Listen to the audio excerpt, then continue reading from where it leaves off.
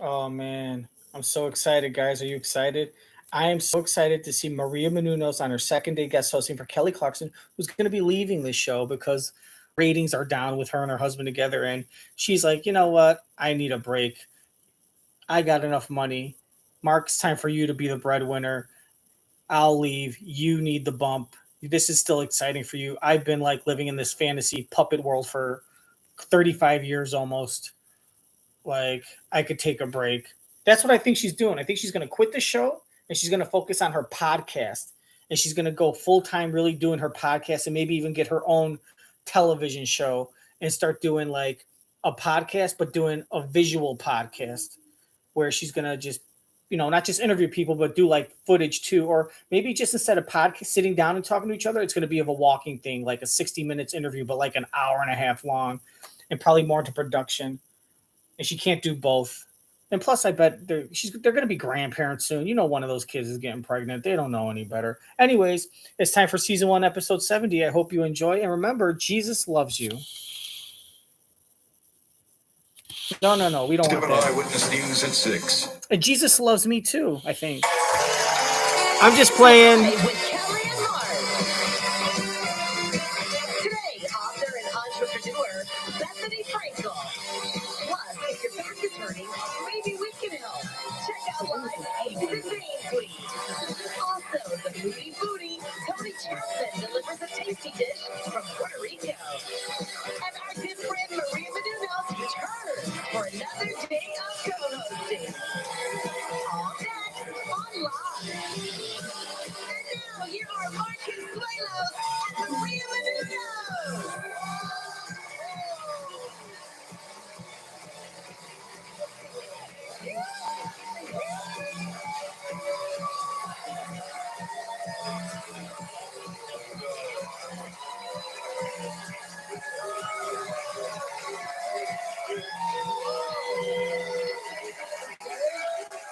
Hey, good morning. Good morning, Friday, July 21st, 2023. Back today, filling for Kelly is Maria Menounos. Hi, everybody. Back again. I'm back. Today's my daughter's 1-month-old birthday. No. Happy birthday, Athena. I That can't is so help nice. myself. Hey, I love that name, Thank Athena. you. Tell me the process. Tell me, how did you come up with that? What was the thought process? Well, it's funny. I looked back at the video when I told Kevin we were pregnant, and I was already calling her Athena Well, in that video. it's I Greek. didn't even realize. It's Greek, and my She's parents the were goddess Greek, of and war they and told me what the wisdom name and is. courage And I do whatever my strength. parents tell me because they're Greek. Yeah. And her middle name, Alexandra, is the defender of humankind. And I didn't put all that Whoa. stuff together. So it's kind Strong of crazy. And she was Athena born Alexandra. in caul. Have you guys ever heard of that No, before? what does that Yeah, mean? that's cow It's fat. super It's rare. cow fat. So that they her wrap you water in. never broke. And the doctor asked, do you want to break her water? And I had a friend, she's a doula, her name is Lori Bregman, and she taught me so many things so that I was an informed participant in my daughter's birth. And she said, if you don't want to do that, you don't have to. So I said no. And the nurse said, well, it's really rare, but some babies can be born in caul, which means they're still in their embryonic sac. I said, oh, that's so cool. Didn't think anything of it. Normally I try to manifest it, but I didn't have enough time. She was coming. Yes. And so she was born in caul, which they say those babies are born very special. They have a vision. They see things that we can't see. So I was like, maybe she's coming to save us. Maybe she's going to be a medium, like a psychic. Sure, Athena. Happy 1 month birthday, Athena. We love you. Hey, somebody else in the live family has his birthday this weekend, Deja. Asia, you're 58, almost 60. It's Sunday, yeah? It'll be Sunday. Yes, Is we'll it? be turning up with all the craziness. No judgment. Does Hubbylicious have a big plan for you? Hubbylicious is letting me roll with my girlfriends from Florida. They're coming in this weekend to party. So yeah, it's gonna be fun. Smart man. Smart Exactly. Man. Well, I love it. enjoy the weekend, and we hope you have a good one. Thank you. Hey, do you wake up early? Are you an early bird diner? I'm glad you asked. I am, because I'm very, very serious about my health, as you guys all Yeah. know. But So your daughter's name is Athena Alexandra. It's very pretty. I guess you could say growing up in LA, we're not going to be too surprised when she ends up in AA.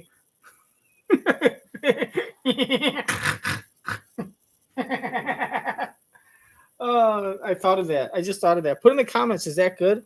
What is this shit? Wait,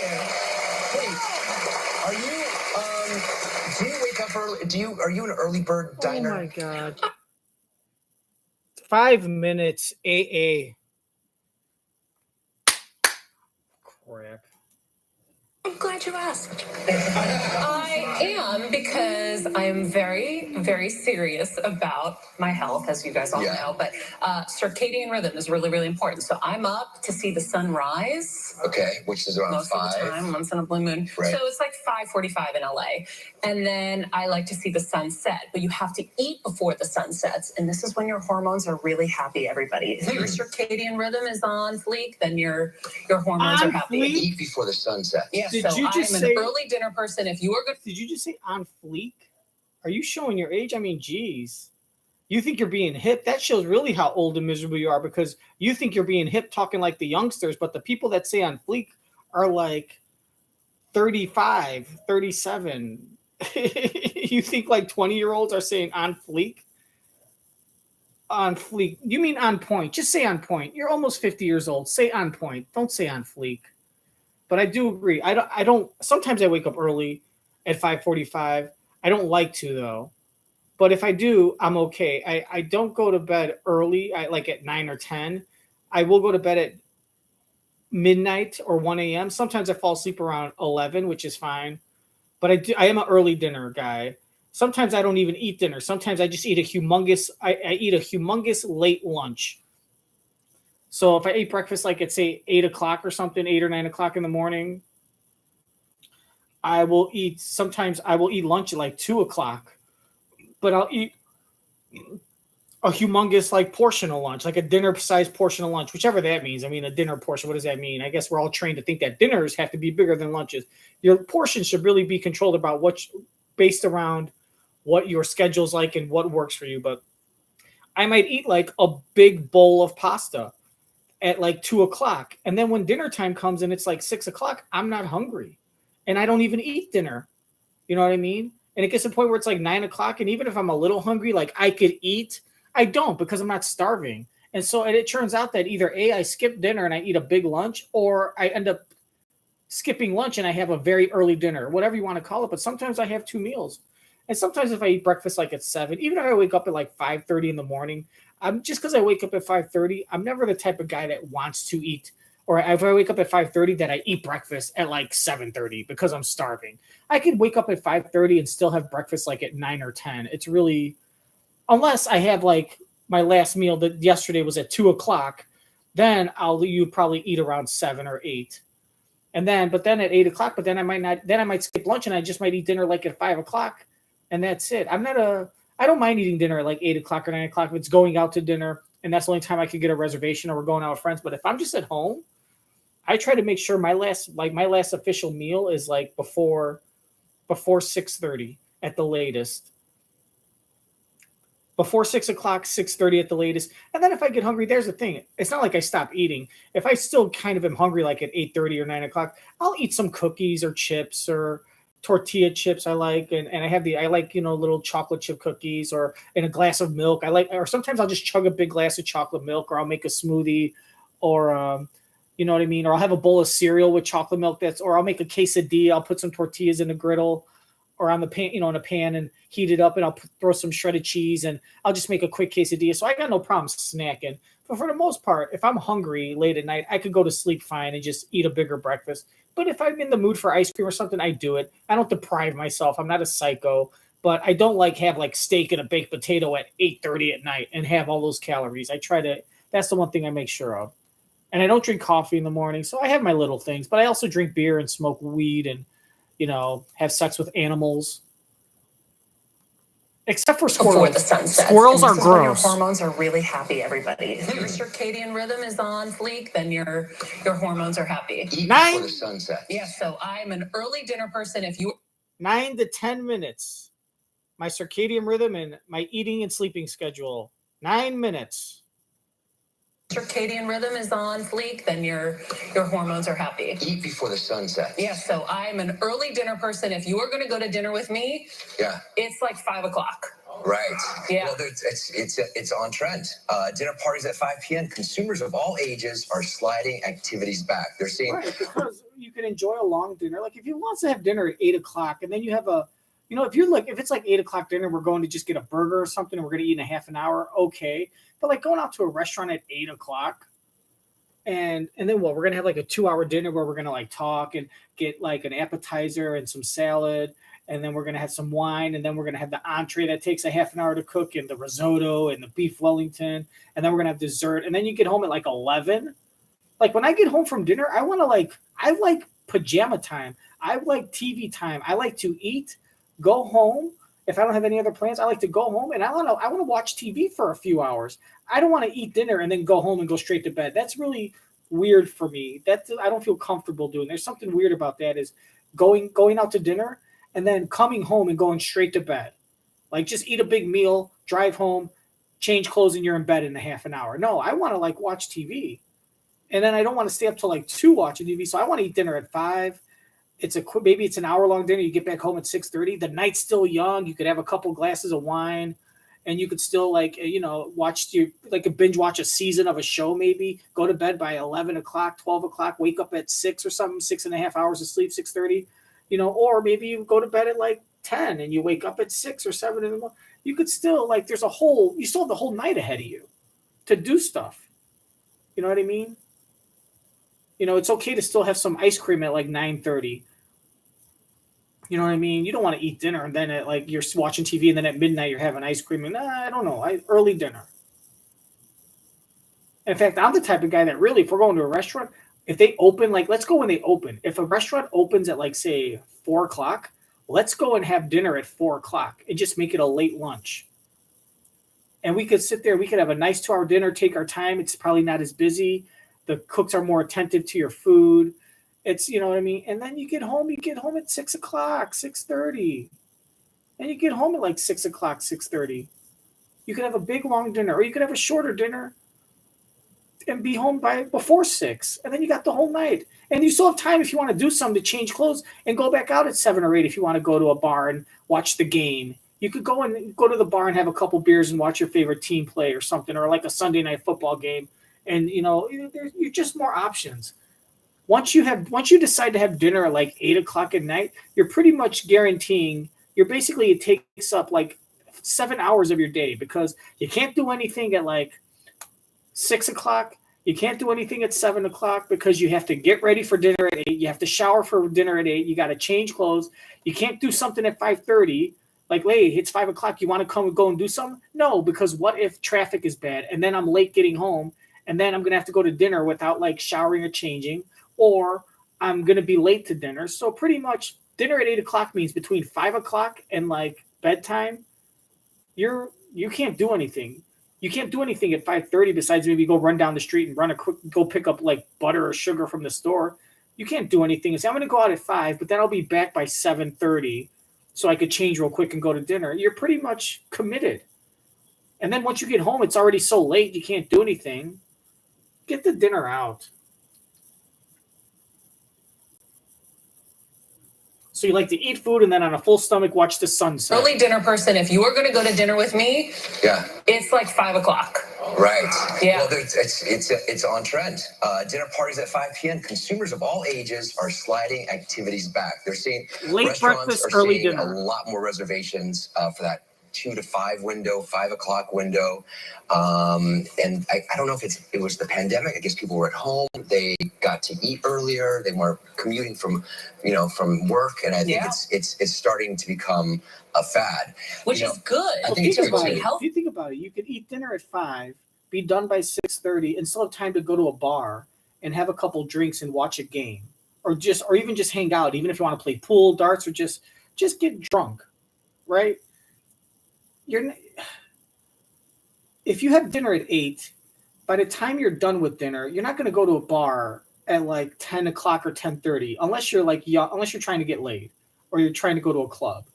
But if you just want to casually go to a bar and be able to have some time of just, winding down and still get home in a reasonable time, If you have dinner at 8, you can't. You have to go home. And you're not going to go to a bar beforehand, like at 5 o'clock or 4:30. I'm going to go to a bar and watch, like, what games are on? You're going to watch, like, fucking Chinese Women's Basketball League or, like, some rugby game or something. Like, you're going to go to a bar at 4 o'clock and what, wind down? No, you're going to drink, and then dinner's going to come. You're going to be, like, a little drunk. You know, what are you going to do? Go to a bar between 5 and 7, 4 and 7, spend 3 hours at the bar, and then when you're in the mood to go home and lay down after a few drinks, then you got to go to dinner? You're not going to do that. So pretty much at 5 o'clock, you got to go home, and you got to sit there and just wait and watch TV. There's nothing good on. You want to binge watch one of your favorite TV shows you're watching this season. You got to hurry up. You're going to probably have be in the middle of episode 6 and like 20 minutes in. You're going to have to stop it because you got to pause it and go to dinner. Instead of being able to watch that TV show after dinner at 7, you could watch it to its fruition.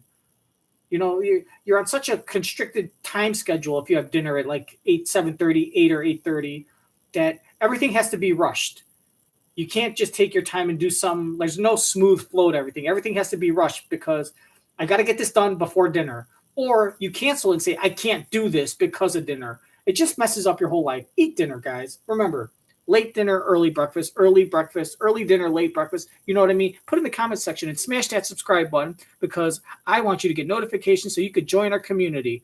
I'm a YouTuber, guys. Earlier, they weren't commuting from from work, and I think it's starting to become a fad. Which is good. I think because we'll be healthier. You have to digest your food before you go to bed. You can't have dinner at 8 o'clock and then go lay down and have that ribeye go somewhere. It just doesn't work.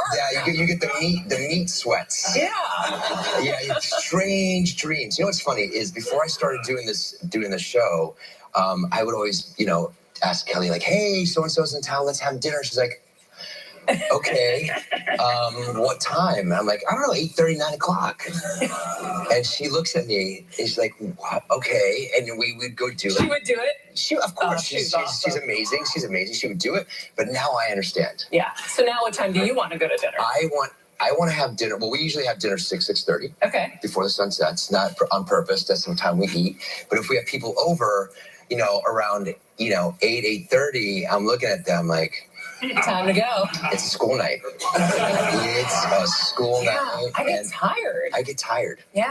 Well, like once you get used to it, then you go to bed earlier, then your body's so much happier because you get a good night's sleep, and then you get addicted to that cycle. But then when you fall out of the cycle because you start watching TV at night and things like that, then you're like, oh, in the morning you feel so tired. I do every now and then. I have a little bit of sweet tooth, so I will go in for PBJ. Nice. Yum. Nice big PBJ. Yeah. Slop. You put a lot of peanut butter on there. Oh, yeah. Salt. Kevin puts half the jar in. Half a jar. I use the spoon from the peanut butter. Look, I eat peanut butter and jelly too sometimes, but let me ask you, do you realize, like, when you say that, why do you have to say, I go for a PBJ? A nice PB&J? Because you have been fucking programmed to fucking use adjectives to fucking heighten everything, because that's your job as a fucking someone that's on daytime TV and in general, like, oh, how's that movie? It's great. It's so great. Oh, did you get the salad? I got the arugula salad. It was great. It was with this wonderful lettuce, this wonderful arugula, some beautiful aged Parmesan cheese, and a little bit of crispy pine nuts, wonderfully toasted, beautiful pine nuts. Like, it was a great PBJ. The glass of water. I had a glass of water, a nice, tall, refreshing. It was so cold, delicious, yummy, cold, wonderful, extraordinary glass of water. It was so good. Get the fuck out of here. It's a PB&J. And I will say to Maria, you know what? I do find myself when I eat dinner early, I usually fall asleep around like maybe 11:30. Sometimes I will fall asleep at like 10 or 10:30. And then I wake up at like 3 in the morning, and then go back to bed. And sometimes I sleep all the way through. And when I do, that's when I wake up at like 5:30 or 6 in the morning. You know what I mean? And even though I say like, oh, it's 5:30, it's 5:40, whatever, I'll go back to bed. I don't get out of bed, but I don't fall back asleep. So eventually it turns into like 6:15, 6:30. And I say, all right, I'm not going to wake up. But you do kind of feel better. But then there are those nights where I'm watching a movie or I'm binge watching a show and I got to watch the next episode. And I'll be like, I'll just fall asleep in front of the TV, and I end up watching the whole episode. Next thing you know, I'm watching a show that I don't want to wait and continue tomorrow or 2 days later. and all of a sudden it's like 1:30. I've done that every now and then where I wake up, where I look at the clock and it's like 1:30 in the morning or 2 in the morning, and I've been watching this entire show and I'm on episode 8, and all of a sudden I say, I gotta go to bed, and I end up falling asleep at 3. And you know what? I don't wake up at like 9 o'clock because I went to bed at 3. I wake up at like 7, and I only get 4 hours of sleep because my body is still trained to wake up at like early. Now it's not going to wake up at 5:30, but usually my wake up time is 6:30 to 7:30, and I still wake up at like 7, 7:15, 7:30 maybe at the latest, and I only get 4.5 hours sleep. So it's not like my body is conditioned to sleep for 6 hours. My body's conditioned to go to bed at 11 and wake up at 6. But when I force myself to break that night rule, that doesn't mean all of a sudden by default the morning rule gets broken too. I'm not training my body to wake up early, you know what I mean, or wake up late just because I train my body to go to sleep late. If I force my body to go to sleep at 2, my body's still gonna wake up and be like, okay, you went to bed at 2, but now it's 7, time to wake up. Now, like, hey, he went to bed at 2. Let's not wake him up till 9 o'clock because he needs 7 hours. No, they're just sitting there like, we don't know what's going on. You know, kind of like Canadians trying to farm down around the Gulf of Mexico. They don't know what's going on with the shrimp. They're shrimp. What do? Do we put gravy and curds on them? Well, I don't know. Do we put the shrimp on French fries and put a bunch of gravy on them? I don't know. Poutine, it's French. They speak French in the bayou. And then you are kind of groggy. But then what happens is then later that night, you end up falling asleep around 10 because you had a short night of sleep and you spent the whole day. And then that's when the next day, then you wake up, go to bed at 10, and you wake up like at 5:30. So I don't know. As long as I'm breathing, I'm pretty happy. I'm not picky about the hours of sleep I get.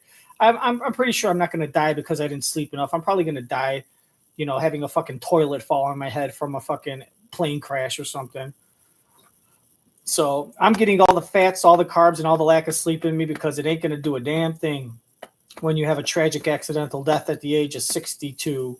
Nothing related to your past eating decisions or sleeping decisions. And you could take that to the bank and subscribe to my account and smash that like button and smash the dislike button too. You put a lot of peanut butter on there. Oh yeah. Salt. Kevin puts half the jar in. Half the jar. 21 to 23. Half the jar. The See how your pizza? Yeah. Kevin puts half the jar in there. Half the jar. Yeah. Kevin actually puts some dragon fruit. Yeah, dragon fruit. Sure. You put a lot of peanut butter. I put a lot of peanut butter. Yeah, Kevin sometimes will like use his bare hands. I use my bare hands. Yeah, exactly. I'm just gonna agree with whatever you say. He you know what I mean? I'll sit there and I'll use a spoon. Yeah, use a spoon or or an ice cream ladle. Yeah, an ice cream ladle, and I'll slather it on. And then I pull a tampon out of my vagina. Yeah, I pull a tampon out of my vagina. Kelly's asking me, wait, what? Gotcha, Mark. Like he can't even think for himself. You could tell he's a copycat. You could tell when he was a kid, he just copied other people in school. He tried to copy on tests.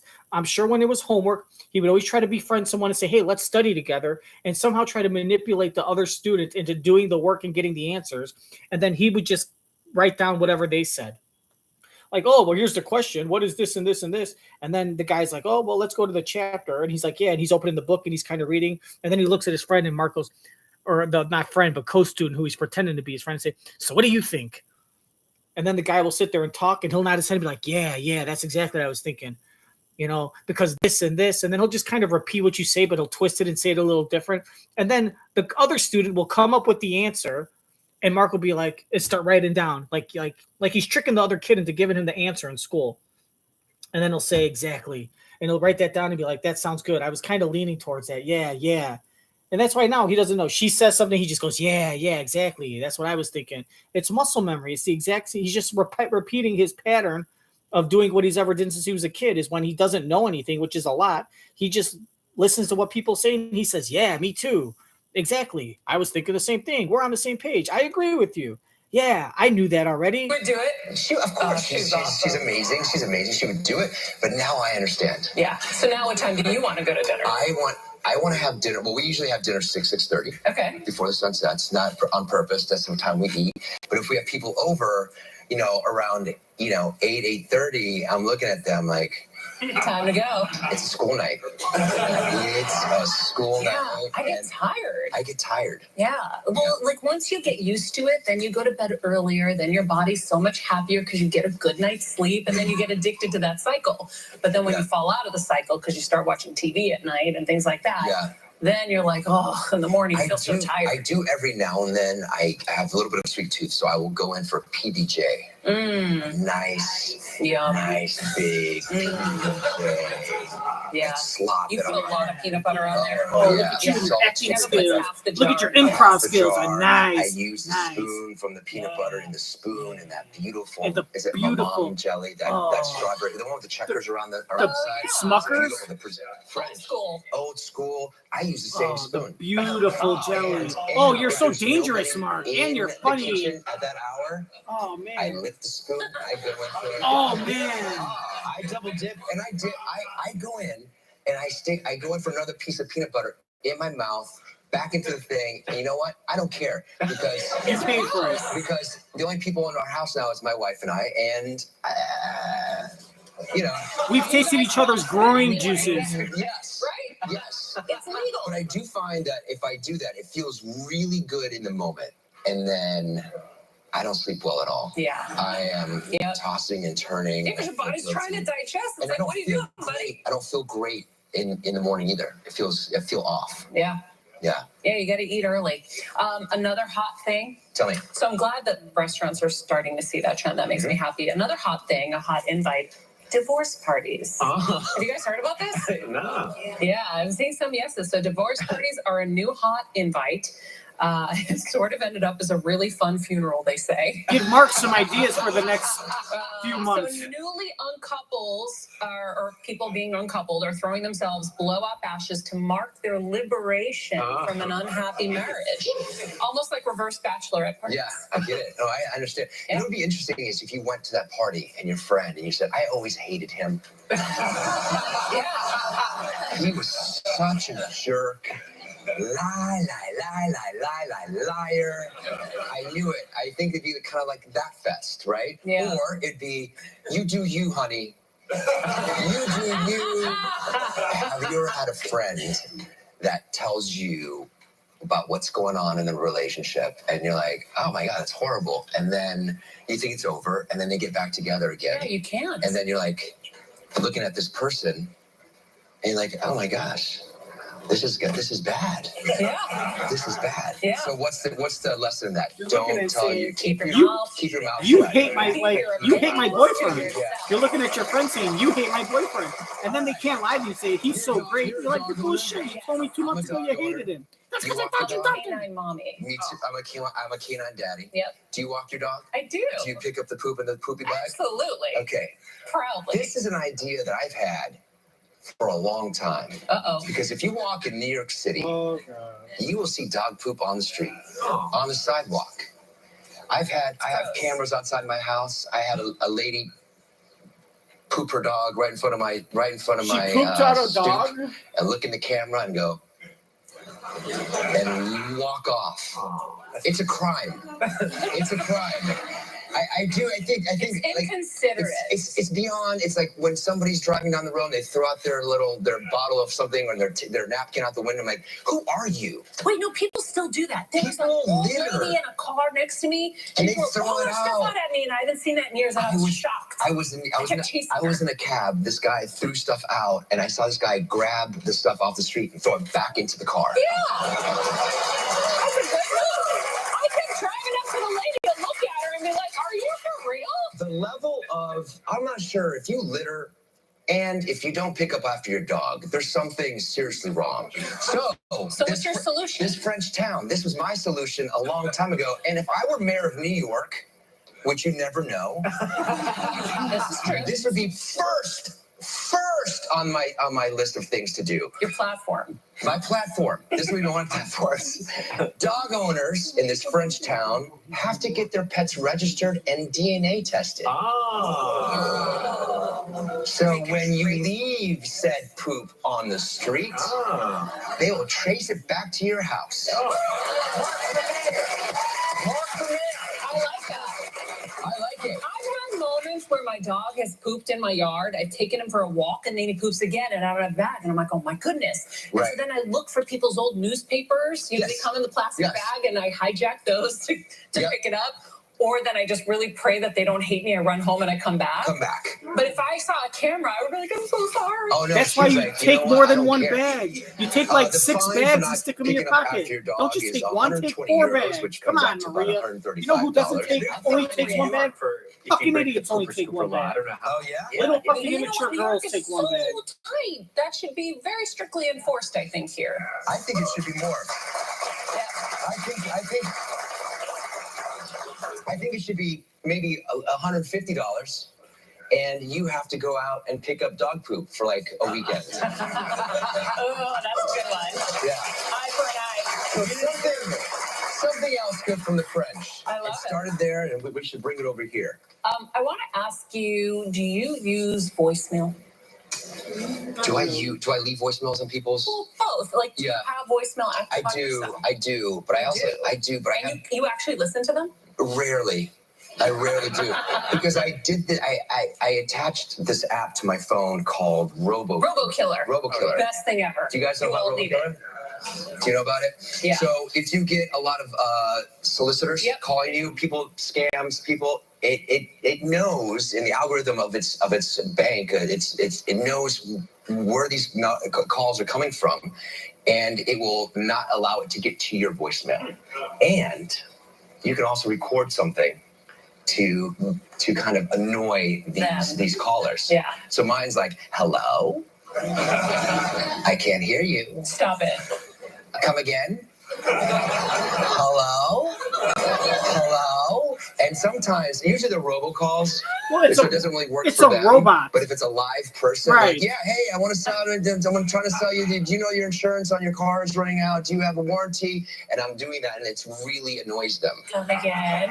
And if it's good, it records it. And you can play and I can listen to it. You've actually listened back? Yes. I've never done any of this. I have it active, but now I should do that. Because, do you ever get the random text from people? Because Kevin gets random texts and he plays into it with people. Yeah. Like people who want to solicit him to date him or whatever. Be like, oh my gosh, I'm just leaving this massive yacht that I'm on or whatever. And he plays with them. So. I did get a call once at my house, back when people used house phones. Landlines. Hi, we're from the credit card company. We think there's. No, I don't have this credit card, so I know it's a scam. I said, hi. So would you like my social security number? And no, you don't. Can I send you my passport picture and my social security number? Would you like my mom's maiden name as well? And they're like, okay, yeah, I would love all that. I love that. That's hilarious. Well, yeah, I'm a little younger than you, so when telemarketers were very relevant in my life was definitely as a teenager and a preteen, and probably honestly was probably before when I was a kid. It's just that I wasn't aware of them, because when I was like 7, 8, 9 years old, I didn't really answer the phone. I think maybe at the beginning, whenever there was a telemarketer, I would answer the phone and they had to teach me just hang up on them. Because what I would do is, instead of talking to me, they could tell I was a kid. They would say, is your mom or dad home? So I'd get them the phone and then they would have to say, oh, no, thank you, we're not interested or whatever. And they'd hang up the phone. So once I kind of realized as I got older, once it clicked these are people trying to sell you stuff. And once you see your kind of your parental units, basically just hanging up, you're like, oh, that's okay. So now it would get to the point where now instead of someone asking for your mom or your dad, I would just say, this is he. Or can I speak to the man of the house, or is your mom or dad there? And I was like, I think when I was maybe 11 or 12, I started saying, you want my dad? I mean, well, is my dad home? No, my dad's not home. My dad's 62 years old. You know what I mean? But I didn't say it like that. But I would just say, I would try my best to do an adult voice and be like, well, my dad's 60. Well, my dad's 62. So, and I guess they just figured, I'm speaking. And then they would talk and talk and talk. And it became a game for me. How long can I keep them on the line and waste their time?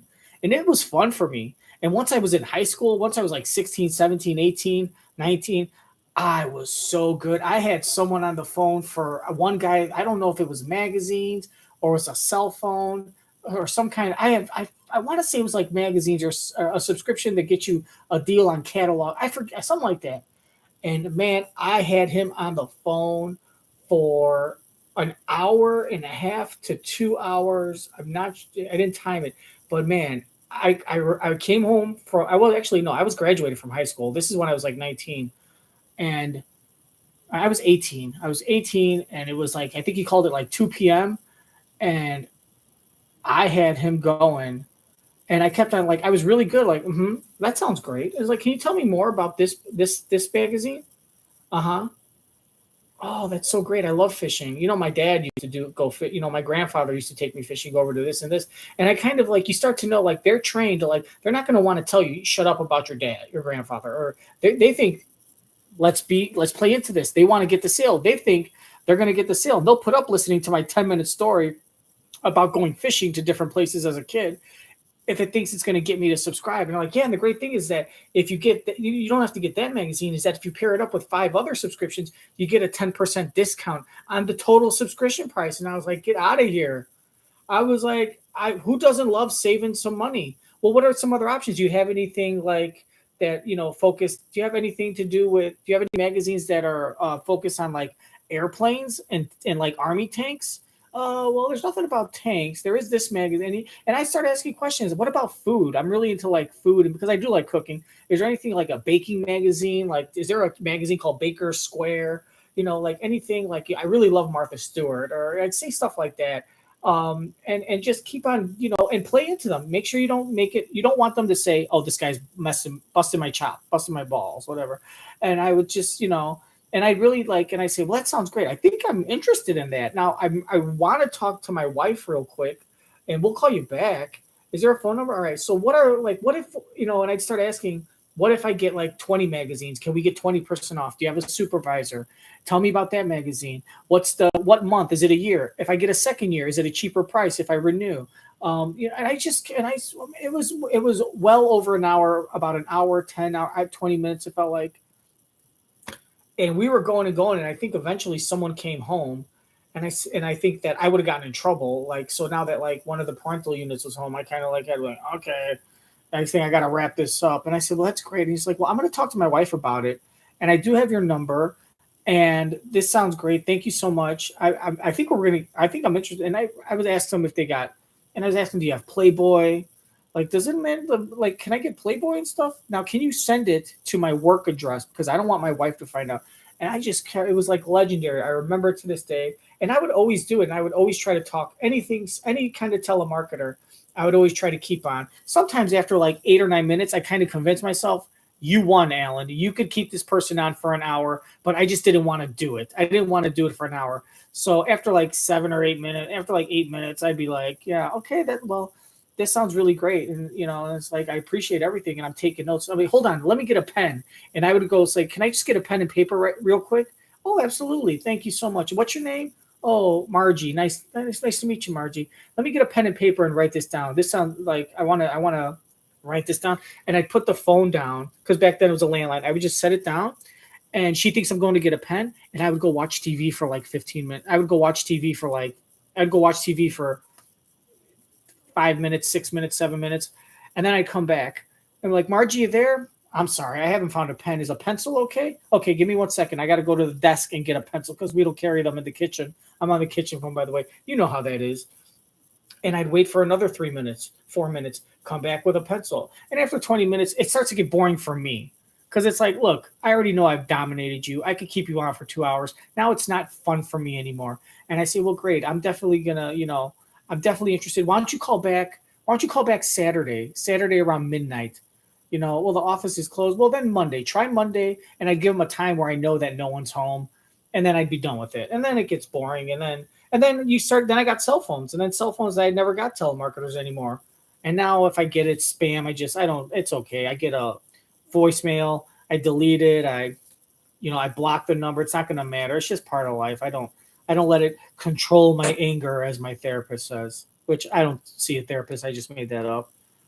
My therapist told me stop making stuff up. Send you my passport picture and my social security number. Coincidentally, on another level, my therapist has told me to stop making stuff up, so I need to work on that. My mom's maiden name as well. And they're like, okay, yeah. I would love all that. I love that. That's hilarious. Yeah. Well, why do you ask if okay, I use so voicemail is obviously there's going to be a whole new thing in the new iPhone where we're going to go back to the old school answering machines. So remember anybody? I have Machines, yeah, right? You could actually hear the message and decide if you want to pick up. Those things are coming back to your iPhone. Okay, cool. Okay. Look at what she just said. Maria just said that there's this new thing with the iPhone where we're going to be going back to the old answering machine. Pay attention to the word new and the word old. She said there's this new thing with iPhone. There's this new thing.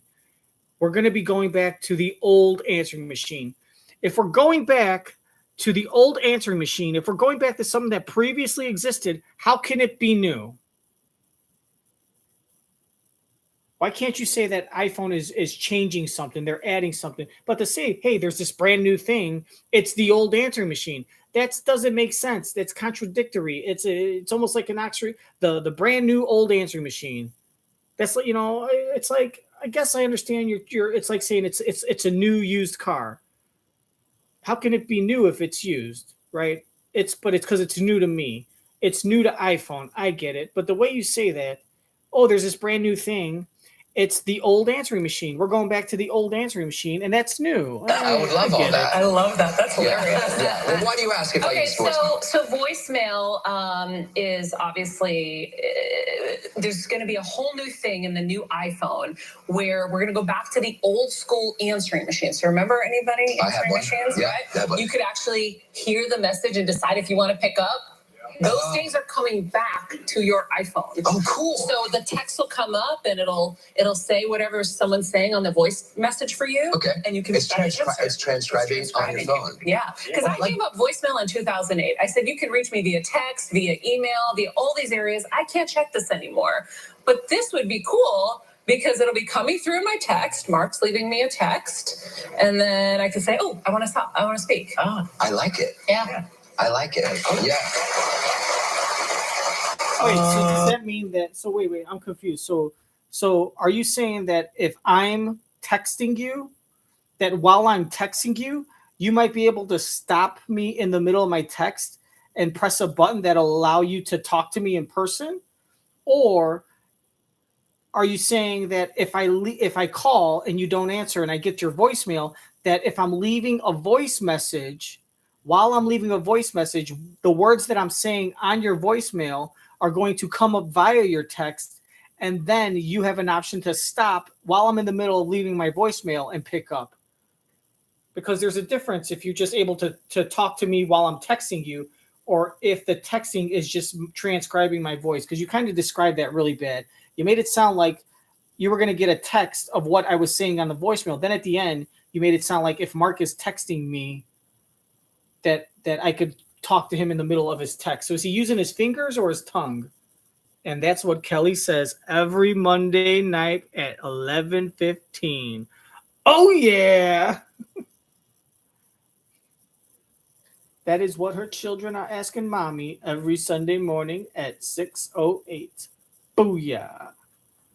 But, yeah, that's it. Because back in the day when you had an answering machine, the phone would ring. And before there was caller ID, when the phone would ring, you might be like, oh, I don't want to answer this phone because what if it's my nosy neighbor that always wants to call because she's bored? And then I don't want to have to lie to her and say, oh, I'm just leaving. I got to go to the store. It's 11, it's 10 o'clock at night. Why are you going to the store? Or I got to do this. And then if she busts you in the lie, now you're a liar and you ruin the friendship. So you don't want to have it be that neighbor and you're stuck on the phone trying to get off and be polite and you don't want to be rude. Or you don't want it to be a telemarketer. You don't want it to be someone that you're not expecting a call. So what you would do is let the phone ring. Then the answering machine would pick up, and you could listen to your answering machine. You listen to your own voice and say, "Hi, it's Maria Menounos and her dog babies, and we're having a rough time getting to our phone to bark at you." And then it would say, "Leave a message, and we'll be right back." And then it goes beep, and then it would be like, hey, it's Mark. I just want to let you know that Kelly is out for the night. So if you want to meet at the Waldorf Astoria at our special place to have an affair, make sure you bring the maple syrup. And then she could hear it's your voice and be like, oh, it's not a telemarketer. She'd be like, hello, Mark. Hey, it's me. No. I was here. I just didn't know if it was my husband telling me he was coming home early. No, I'll meet you there. Kelly's gone. How long? For a couple hours? For the night? Okay. I'll bring the feather whip and the spiky whip. And dude, syrup, does it have to be Vermont or Canadian, or can it be like Aunt Jemima? Oh no, Aunt Jemima's fine. You got it. You know what I mean? So then you could listen to the message, and then when it's like, "Hey, it's your mother. I'm just giving you a buzz," then you could pick it up and be like, "Oh, hey, mom. Sorry, I just got in the door. I just walked in." No, you didn't. You were screening. It's what you were doing, you liar. Answering machine at 44 to 45. Ugh. I gotta write this shit down now. Stop. I want to speak. Oh, I like it. Yeah. I like it. I like it. I like Yeah. it. I like it. Survey reveals that menu anxiety is the highest among Gen Z millennials. Restaurant menus? Yes, menu anxiety. I finally agree with that. I'm kidding. I You get don't like menu a big menu. Yeah. So like the delis that have like 1,000 things, I'm just like, where do I look first? Give me a few good options. I'm good. Yeah. I have menu ordering anxiety when we're sitting at a table and I know what I want. Like, I'm very decisive. I'm getting that New York strip medium rare with a side of spinach and maybe this and that. I know what I want. Like, I usually know what I want quickly. But when the waiter comes with the specials, the waiter comes and no one's looked at their menus and I'm like, they need a minute. They need to come back. They need a minute. And then he comes back again. They're like, have you guys had a chance? I'm like, they haven't had a chance. They're talking about their divorce party that they're about to have. We're going to go to her divorce party. She's definitely having a divorce party. And the worst is when you're really hungry. Yes. Yeah, that's the worst. Although sushi restaurants do give me a little bit of anxiety. Why? Because I don't know. I'm always the one in the party that they say, Mark, order for us. And I'm like, I order too much. But I never know what a roll is. It come with 2 rolls, 4 rolls. What's the portion don't you have size? Italian in you? Yes. So isn't that an Italian thing to overorder? Overorder, yeah, but sushi, it's like we always rice. There's a lot of rice. Yeah, you can overorder. Overorder. Yeah. Always overorder. Yeah, and Take then the when you're leftovers too home. full, what I do is I pick the fish off the rice, and I don't eat the rice. Right. Oh, so then I don't feel as guilty for overordering. Yeah. Yeah, because you. So now you're wasting well, rice. sushi is great What about 'cause all it's those so Asian fast. old lady Yeah. Asian Have to farmers that overorder are because if you want something sacrificing extra, it's like their a knees and their Give us arthritis another one of those. to pick rice So I plants always for I you always do the to ordering just for dump it everyone. in the And garbage. then once when I order, I say, listen, if you loved anything, tell me. We'll order more of it. Yeah. That's how I address it. Hey, did you ever want to go take an RV trip? Always. Really? Yes. You would do that? Oh my God, I love it. Have you done it yet? I have not, but I'm looking forward to the day I can. And I think now having A kid? Yeah. Kelly always wants to do that too. She wants to do that. But this is a shameless plug. We have a new show coming out. It's called Big RV Remix. It's streaming on Hulu now. Big Boy from Outkast. It He sucks has a because, it's weird because I kind of thought I'd always want to do that, but it's like to me, taking an RV trip is kind of like going to a water park. Like, I feel like I don't want to be that. I'm not like, I feel like that's something that older people do. Like people that are in their 60s, 70s, 80s, they get in an RV and they go travel the country or they go on a big road trip. And I'm not that old. And so I'm always hesitant because like, I don't want to be that weird middle-aged person that is doing old people stuff. But now that I got a kid, now it just all of a sudden seems normal. It's more normalized because now I could go do it. And then when people like look at me funny, I could say, oh no, I'm just doing it for the kid, to take the kid around the country and show the kid. Like if you go to a water park and you're by yourself or with just you and your husband or wife, people might look at you. It's like, you're 2 adults and you're at a water park, like riding the water slides and stuff. And you're like, yeah, right. It's kind of weird. But once you have the kid, it's okay. It's like, oh, you're like, oh God, I hate being at this water park going on the water slide. But I want to show my kid that it's okay and safe. And, I'm just here on going on the roller coasters, because at the carnival, because my kid wants to go. I had to bring the kid, so I might as well enjoy it too. I'm just traveling the country, driving in this RV, to show my kid the country and to get them exposed to nature. That's why I'm really doing it. But I don't mind it. I want to be home. I want to drink wine and watch, Real Housewives of, South Bend, Indiana. Real Housewives of the Irish. Looking forward to the Real Housewives of the Catholic. I just want to go home and drink wine and sit in my pajamas and eat ice cream and drink some sweet Riesling and watch reruns of the Real Husbands of Catholic priesthood. the Real Husbands. This is what you like. I don't really want to be in nature. That's an old people thing. I'm just doing it for the kid. I'd much rather be home drinking box of wine and watching season 3 of Real Husbands of Irish Catholicism.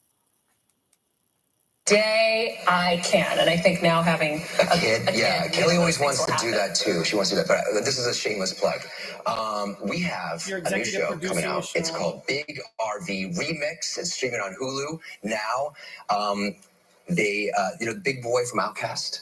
Yeah. He has a business where he does outrageous RV renos. Oh my gosh. It's hilarious. It's great. There's one, I know I smoke cigars, so there's one with a cigar smoking den in the RV. Oh my God. Wow. You can't get away with that. Yeah. Anyway, he's going on the show next Friday. He's coming here with his partner, Dennis Faison, and we'll talk to him. I want a pimped out We're RV. gonna pimp up your RV. Yeah, that's fun. Okay. All right. Well, on today's show, we have Bethenny Frankel is here. Have you met Bethenny? I love Bethenny, yeah. She's great, isn't she? Yeah, we've done each other's podcasts. So, yeah. She goes deep. She goes deep. Yeah, here we go. And also, Aches and Pains Week wraps up with a look at back pain. Back pain. And we also have Foodfluencer Friday. International Edition is bringing us a traditional dish from Puerto Rico. Let's check in with the moody foodie, Tony Chapman. Tony, how's it going? Hi, everyone. Hey, guys. Good. Today I'm going to be bringing you guys a delicious recipe, pinchos, flavors from Puerto Rico. I can't wait for you guys to try it. All right. Can we see you? All right. You know what time it is? It's time For Lives Right Now.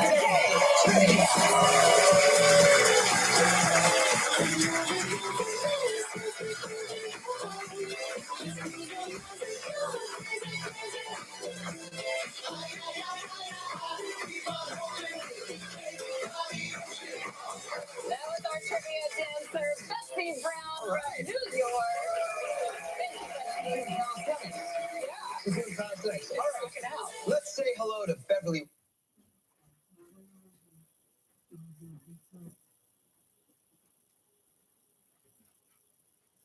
Let's check in with I want to dance. I want to dance like her on the beach. Oh, this girl. Yes, we're gonna Tony see pinchos. I think pinchos just means sticks, like skewers. Again, we're gonna see how much of the actual cooking she does. Time it is It's time For Lives Right Now.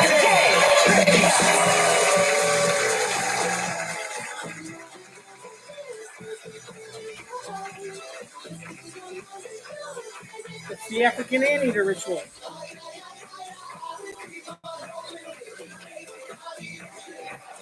That was our trivia dancer, Bethenny Brown. Let's do that dance. You know what's going on, girl.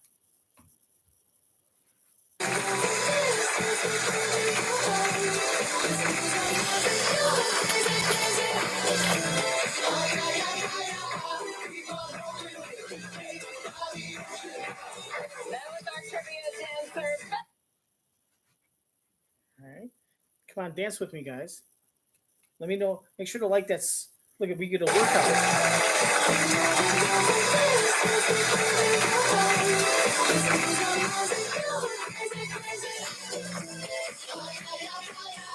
I'm going to. That was our trivia dancer, Bethenny Brown from New York.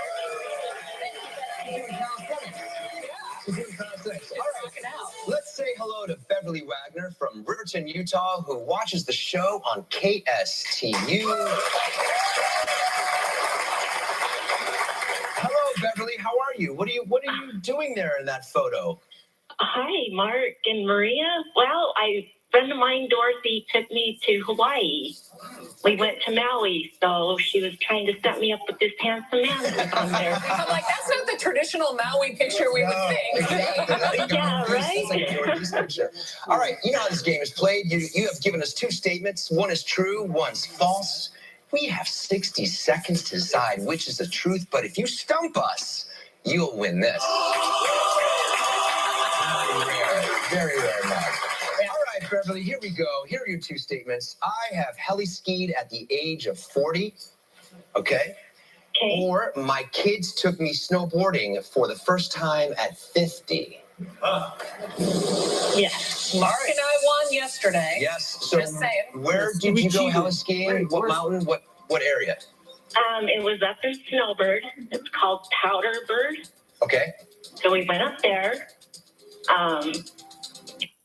Jesus Christ. Oh. I'm going to say my first impression guess is my kids took me snowboarding for the first time at 50. When it comes to older people talking on television about their kids or their grandkids, they want to do it so they're documented on TV talking about it because it's so sweet. And that's what they're doing. She's going to lose on purpose. I'm going to lock this in as my 100% confident final answer, too. I think it's true that my kids took me snowboarding for the first time at 50. That's it. And did she say Powderhorn? Because I know where that is.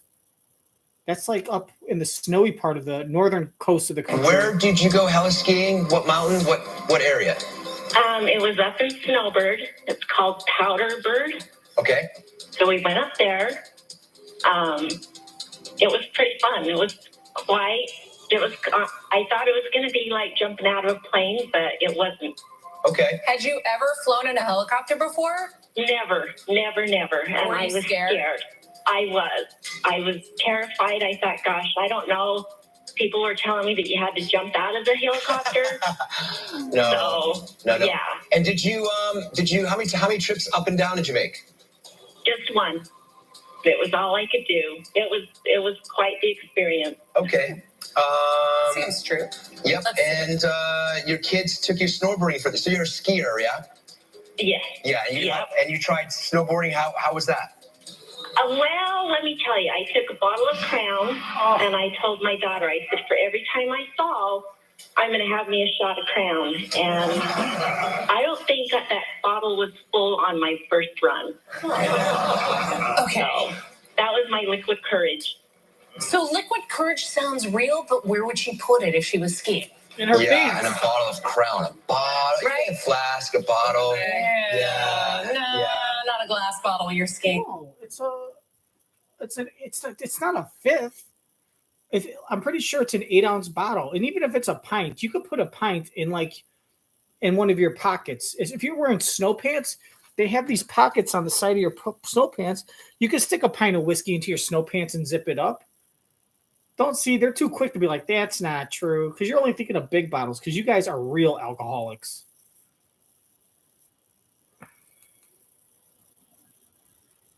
Yeah, and a bottle of Crown. A bottle. Right. A flask, a bottle. No, not a glass bottle. You're skiing. That sounds false to me. I know, but you know what? All right, I'm going to go. But the heli skiing sounded pretty real. It sounded pretty real? Yeah. You want to go with that one? I don't know what You're you're going to take responsibility I'm for this? scared. I don't want to be wrong. No, run with it. I Don't be want to scared. win. Don't be scared. No, This is I on you. wanna win. This is on you. This is on you. Can I phone a friend? All right. What do you think? Go ahead. All right. Is that a cackle? That was the perfect time to go. Can I phone a friend? All See, right. that's a genuine laugh. That's a genuine laugh. That just proves that whenever she goes, that's fake. It's not a real laugh. Because if that's her real laugh, she would have laughed like that. What you just heard, that's her real laugh. The other thing she does is she thinks that's like her signature thing that she has to do to maintain her image. That's like what everyone knows her for. Get out of here. You don't got to fucking fake a custom designed laugh. Garrett, this is on you. This is on you. This is on you. Can I phone a friend? All right. What do you think? Go ahead. All right. She heli skied at age 40. That's true. So the false statement is my kids took me snowboarding for the first time at 50. What? The true one is snowboarding. Oh, Gotcha. You're like, no, it's wrong. Did you know that was I wrong? did not know. I did not know. Oh. Did you really drink that Crown? I most certainly did. I took it. Yeah, It I sounded did. so true, but I was like, where would you put the glass bottle? In my Where'd you pocket. put I the most glass certainly bottle? did. I felt no pain. Answer the question. Congratulations. Where'd you won put the mug. bottle? God, answer the fucking question. Now, Dave, We want to know, where'd you put the bottle? Put in the comment section, where do you think she put the bottle? Did she crotch it? Did she put it in her pocket?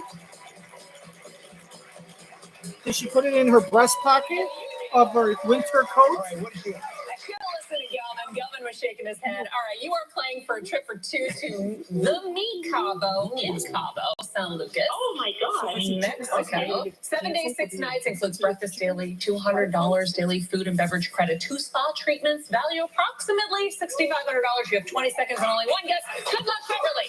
All right. Thank you. All right, Beverly, here we go. Earlier this week, we talked with Steve Gutenberg. In what Western city did Steve say he has a home? Oh. Ooh. Is it in Massapequa? Arizona? Oh, no, that's wrong. That's on the East He was Coast. raised The in Western city was Massapequa. Phoenix. Phoenix, Arizona. I said Arizona. I'm right. I'm so bummed. Oh, Well, you know why? Beverly, Because you're drunk. You're drunk on Crown Royal. If you would have drank Jack Daniels, you would have gotten it right. Just imagine if you were drinking bourbon, how correct you would have been. Oh. Coast. The Western city was Phoenix. No, Oh, Beverly. dude, I'm so bummed. Oh, But, Beverly, you're still going to receive a $500 Lands' End gift card. And you'll be entered into our grand prize drawing for $5,000 in cash. Thank you. So, yeah, and you get a mug. and you got the mug. Thank you. All right, coming up next, Bethenny Frankel. Still ahead on Live. Foodfluencer Friday International Edition continues with a recipe from Puerto Rico. Aches and Veins Week wraps up with tips for dealing with back pain. And coming up next, Bethenny Frankel. Welcome to Blue Buffalo's One Taste is All It Takes.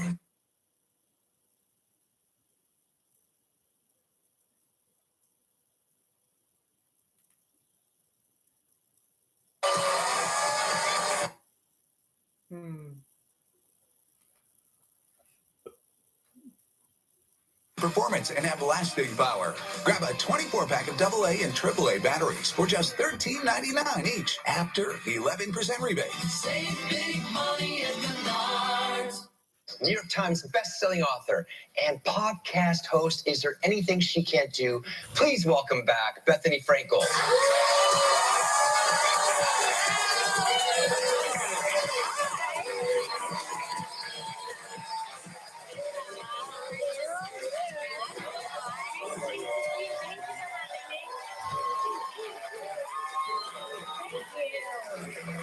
Bethenny, I saw some great photos. You were recently in the south of France. You looked so nice, so chic. Ooh la la. So it was so nice, and I really do kind of wear costumes every day when I'm on vacation because when I'm home I wear pajamas all the time. Sweats and pajamas. Yeah, How all the many time. suitcases? Not a lot because I really have a good coordination program where What I do you always do? pick one color scheme for Yeah. each trip. Like it Okay. could be black and white, or it's going to be multicolored. Sure. And then I'll pick shoes and bags that go with everything. So it seems like I'm wearing so many different things, but it's like Geronimo. Have you found the packing cubes yet? I just used them for the first time here. Oh, Wait, I live for them, but you need to get the ones that really do compress. Yeah, I don't know not if that mine just really say. compress No, enough. you would know. It's Yeah. got like that extend zipper, and then it goes.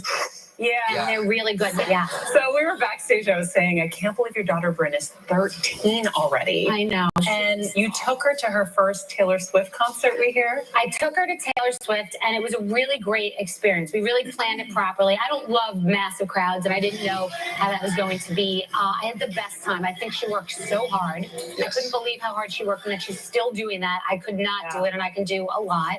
And it was such a great bonding experience, bringing her and a friend. They were so happy, and she seems like a really good role model for just like everyone's sort of cute and flirty and free, and they're just happy, and it just reminds you of your own childhood, honestly. what was your first concert? You like My first concert Yes. was Billy Idol at Ooh. Madison Square Garden, or it might have been Nassau Coliseum, but yes, Billy Idol. That's kind of edgy, isn't it? That's really, what was I yours? know. Mine was Madonna. What? Yeah. That's a good one. Yeah. But like the first one I went to as a guest, because I worked for so many shows, like where I went to concerts to interview people. Oh, so you were older on your first concert. Oh, yeah. I used to clean nightclubs after performers with my parents. Amazing. But never got to go to one. Amazing. So, yeah. Paul, I've met Paul, your fiance. I love him. Likewise, he loves you. He's a really cool guy. You guys have been dating. You guys are a gentle spirit. Yeah, thank you. You're welcome. Thank you. You guys met on a dating app. We met on a dating app, and I really do. I was one of the last ones because I thought there was a stigma attached to it, and it felt like I was taking out an ad in a magazine or something.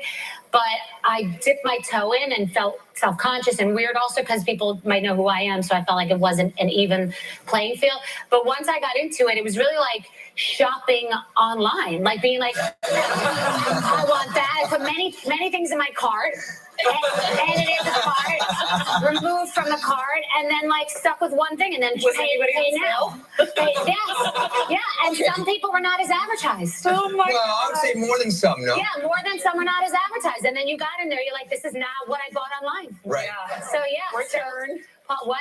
Yes. Return. Yes. Well, Return, and also most people look as.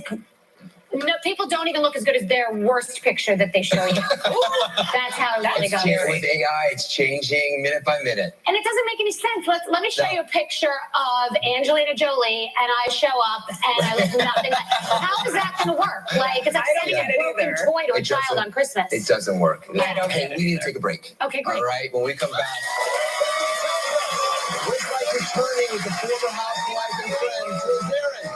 For the first time in 13 years? Holy shit. 13 years? Live, a Foodfluencer Friday recipe from Puerto Rico. I saw that movie, 2 3/4 stars. It's a little disappointing in the last like 20 minutes. Are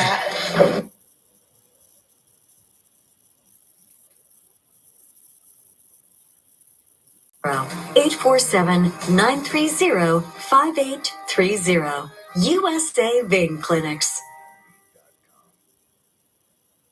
We are back with Bethenny Frankel, who is a podcast host of Just Be with Bethany. I've been on the show. Will you tell everybody a little bit about your podcast? Thank you for coming on. I have multiple podcasts, but Just Be and Rewives are. One is about rewatching Housewives episodes with celebrities and business people, and another one is in-depth interviews, which Kelly has done and you have done. You've been great, and it's actually top 50 right now in all podcasts and #1 in TV and film. I'm excited. Well, you hustle. On your podcast, you recently reunited with your former housewife and friend, Jill Zarin. I That's did. Just going around the world right now. It is, and I wasn't sure people would still be invested in it, but I was invested in it. And Paul, my fiance, on Friday said to me, I have a terrible idea. You're going to hate it. I think you should rewatch a New York Housewives episode with Jill Zarin. And I don't Genius. know. It was pretty smart. And I don't know why I said yes. And I just said yes. And then the ball got rolling and I was obsessive because she was coming to my home and I was shooting it for my YouTube series. And so it had to be perfect. And it was a whole frenzy for 2 days, and there was a massive storm, like a monsoon crazy storm, so we had to cancel and wait till the next day, and it was really amazing and it was really interesting. And Did you guys have a breakthrough? Did you get through some of the stuff? Yeah, I mean, reality television is not a nurturing space for any relationship. It's a destructive space for relationships. So with all that behind us and with no agenda and with no I have to look bad so you can look good, and no prodding and no Hunger Games. It's not the Hunger Games, which is what reality TV is, and the running of the bulls and all those metaphors. It was really nice to just be older, wiser, in different relationships. I have a daughter. Her daughter's 30. She has a life partner. Like, it was just... And let some of that stuff go. We totally let that go and clarified things, too, and made it clean and nice. And you can redefine a relationship. It cannot pick up where it was then 20 years ago or 15 years or whatever it was. Different. It just can evolve into something different. I like things being clean. I do like that. I don't like angst. You just want things being nice. Hey, tell us about your new venture, this non-alcoholic mocktail. Oh, Mingle Mocktails. Yeah. So because I've been so successful in the cocktail space, people always have been saying, what about if I don't drink? And I saw that Sober Curious was so current, and I had stopped drinking hard alcohol and was really only sipping wine, and I thought I want to do a ready-to-drink mocktail. Great. You can put alcohol in if you want. So it's called Mingle Mocktails, delicious flavors, low in calories, cute packaging, really fun. It's doing incredibly well. Great, So congrats. I'm Well, excited. thank you for coming to see us. We appreciate it. Check out Bethenny Podcast on iHeartRadio app or wherever you listen to podcasts. Up next, we're going to look at back pain. Monday on Live from the reality series Stars on Mars, Portia Williams-Papadia.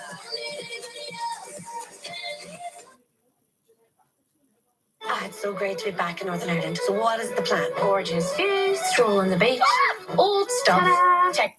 It's great because if I have like a pineapple guava, a pineapple guava citrus mix, and it's just like we've done all the work and we've got the right amount of acidity from the citruses. We have 3 different citruses, the acidity from the pineapple. It's balanced out with the sweetness of the guava. And it's just a blend. You don't have to buy everything separate and balance out the ratios to make sure it's the right blend. We do that for you. And you could put it over ice. You could add a little bit of soda water, make a spritzer if you want to have cocktails with your friends and not actually drink. But if you do want to drink, you could just add vodka and have, the guava pineapple citrus with vodka or gin or tequila. And it tastes absolutely delicious. And again, it's not something that, I'm not just selling you a bottle of pineapple juice. You don't have to mix. You don't have to spend the time. You don't have to buy all the different juices and mix them yourself. If you do mix them yourself, it's not going to taste the same because I'm sure you're going to put an ounce of this, a half an ounce of this, and it's not going to the flavor. So it's great for a mixer or to just drink on its own. And it's something unique that isn't out there. So, and it's not something you could just make yourself in 5 minutes. So, and it's delicious. Don't you like eating delicious things, Maria? I want to try my New Hampshire hot dog with sauerkraut at the park. It done. We are wrapping up It's Been Pain Week today with a look back at back pain. He has over 1 million followers on Instagram, and he's here to share some of his most popular methods to help relieve. It's becoming a normal thing. He has 1 million followers on Instagram. This is now a symbol. This is now a symbol status. Well, as soon This as is a today. symbol of status. You're going on a night show. Hey, there's because you know what? Now we're starting to interview people that not everyone might know. It's not just actors and actresses and people on TV and celebrities. Now here's Frank Barker. Who's Frank Barker? Well, he has 6.2 million. He has 800,000 Instagram followers. Oh, then he's internet famous. That's what talk shows are now starting to interview internet famous people. That's what Need they've to resorted replace your AC to. as soon as today? Help is just around the corner. Call now to get your Carrier AC installed as soon as today and get 0% financing until 2025. Trust ABC and consider it done. We are wrapping up It's Been Pain Week today with a look back at back pain. He has over 1 million followers on Instagram, and he's here to share some of his most popular methods to help relieve back pain. Please welcome Dr. Mike Wasilisin. Oh, my goodness. Great name. Thank you for having me. Thank you for being here. All right, what's the most common cause of back pain? So, 85 to 95% of the time, back pain is caused from musculoskeletal issues. That means the way you're bending, the way you're lifting, even the technique you're using at the gym. Okay. That means 85 to 95% of the time, you can improve your body on your own. So, what can we do to help alleviate pain? So, today for you guys, I've taken 2 of the most common causes of back pain: the way you breathe. Ooh. And the way you bend. Never heard the breathe. Exactly. Okay. So everyone here is going to learn to improve those and feel better in the back. All right, let's You do ready? it. Yeah. Okay. So for this, I have my lovely wife, Katie. Hi, here.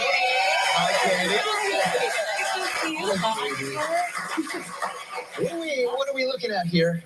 So this is anatomy art. This was all hand painted on here today. It's crazy. This looks like a real shirt Yeah. or something there. Oh, it's So amazing. you can really see where the muscles are going. And what's going Exactly. And so turn around here, Katie. So you'll see here all the vertebra of the spine. Yep. The discs in between with Disc pain, disc issues, very related to the way you breathe and bend too. The quadratus lumborum muscle, you've got the ribs. All of these are parts that all of you have in you from the factory. And when you get to learn to control them, you now can live free from pain. Well, what can we do? Okay, let's control them. Yeah. So let's start off with teaching something called the core brace. Now, many of us, as we age, what happens is you're not paying attention. You start breathing from your upper chest, shallow breaths from the chest, and your car, which your stomach, which is designed to be like a car tire and hold pressure and support your spine, is kind of very deflated and sagging, and it leaves the tension in the neck. So you're going to learn how to repressurize this midsection today through something called a core brace. Okay, there's a crescendo at the end. So here's what I want you guys to do: put your hand on your chest, one hand on the stomach. Now, you're going to start off by taking a breath in from your chest like you usually would probably breathe in. Great. And I want every one of you to try this. Hands on the chest. Come on, everyone at home, too. Now, what you're going to do is you're going to keep your hand on your chest still, and you're only going to breathe through your stomach. Whoa, that's different. Yeah. Let it come out a little You have to we're all used to sucking it in, so we got to let it go.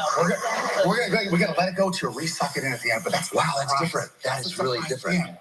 Good. So now, take that breath in through your diaphragm, everybody. Now, I want you to keep your posture, force all of your air out through your teeth like this. Slow. Push it all out. All of it. Oh. Keep going. Mark, you gotta stand up and do this. Take a deep breath in. Push it out. You feel that muscle? That muscle, that's your transverse abdominis. That's what this muscle is. Okay, I've been missing that. Yes. I'm missing that because I almost fainted. Seriously, I almost had to sit down. That's so wild. All right, what else does this do? I never knew the breathing of the teeth. That's cool. The teeth, right? There's actually breath trainers you can use for that too, but through the teeth helps turn this on. So now we're building up to how to pressurize this one. You just felt the muscle turn on, right? Yeah, I feel hot. Yep. So now what you're going to do, great. So now what I want you to do is this. We're doing a little dance with the stomach. Let the stomach come out. Suck it in. Stomach out. Suck it in. Back and forth. Good. A little more, Mark. You got more out. You're used to in 2. He's got an 8 or 12. I can see it. And You want to push it out. That's crazy. All right, we're going to continue to do this because we have to take a break. More when we come back. We're going to help relieve your back pain. Keep doing that. Keep doing it. We'll be right back. Stay social with us. Follow us on Facebook, Instagram, Twitter, or subscribe to our YouTube channel. See anything you might have missed or all your favorite moments. Monday, we're live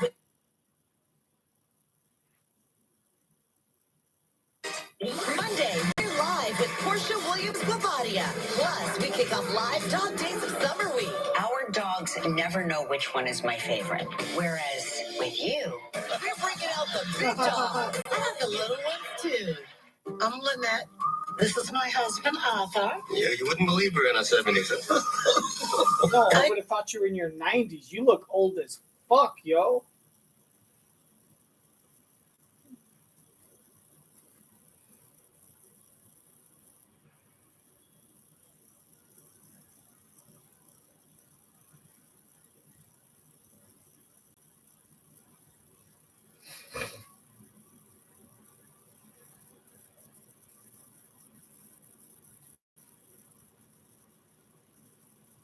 Oh, God, this fucking shit is killing me. 22.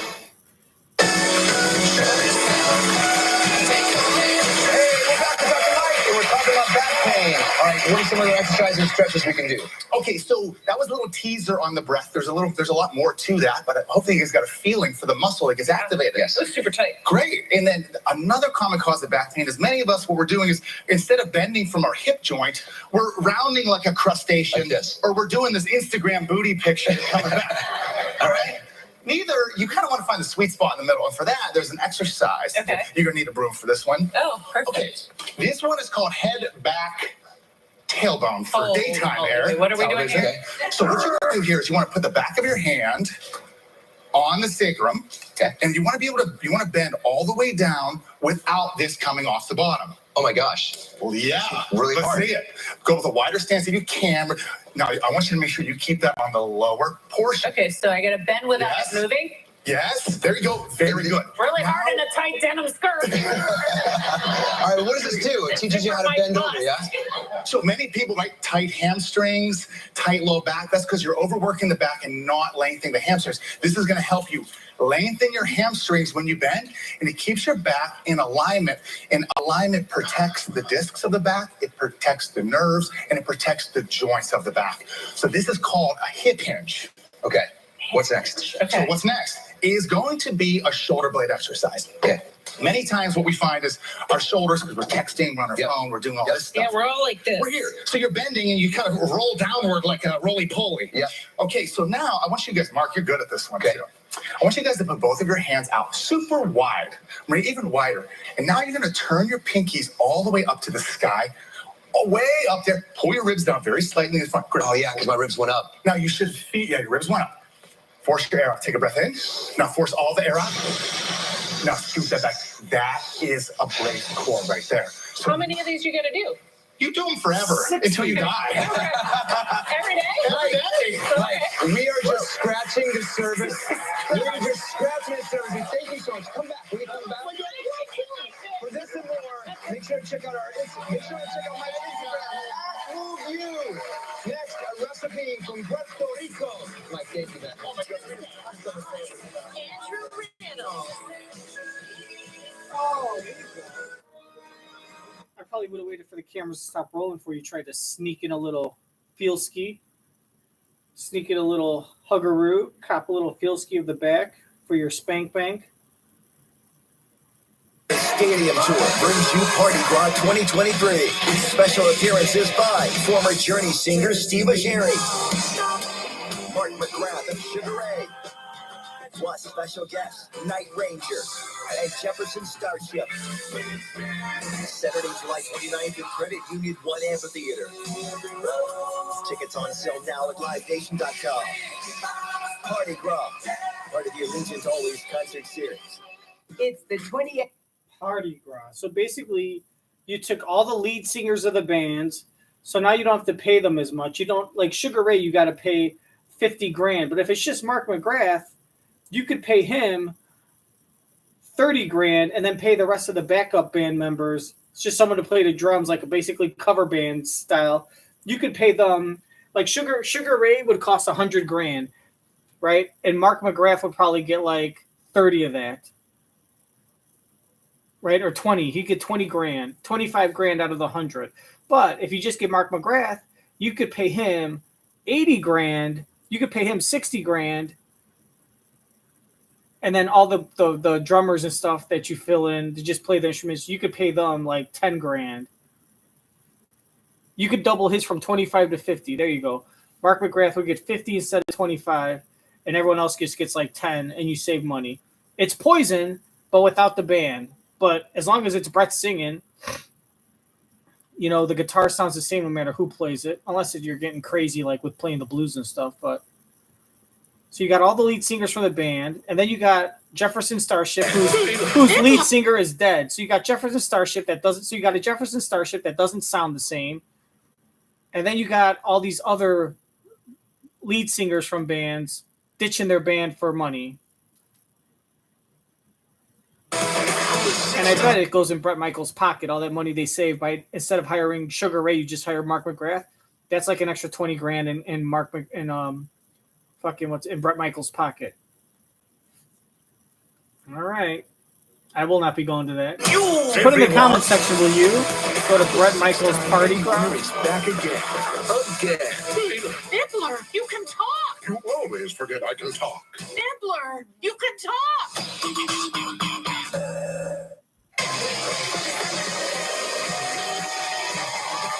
Hey, welcome back. It's time for Foodfluencer Friday International Edition. Yeah, with over 16 million likes, her TikTok followers know her as the Moody Foodie. She's here today with an authentic Puerto Rican dish. Please welcome Tony Chapman. Hi guys, how are you?